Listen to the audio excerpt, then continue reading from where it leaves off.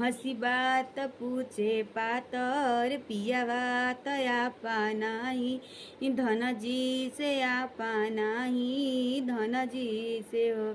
ए धनिया काहे तोहरो मानावा उदास, काहे रे मन बेदिल, इहो जे पियावा के लाज नइखे अवरुस, रमन इखे हो मोरे लालना, आइल भाई भेज वैले हो नैहरवा नाही, जाए देले नैहरवा नाही, जाए दिहले हो।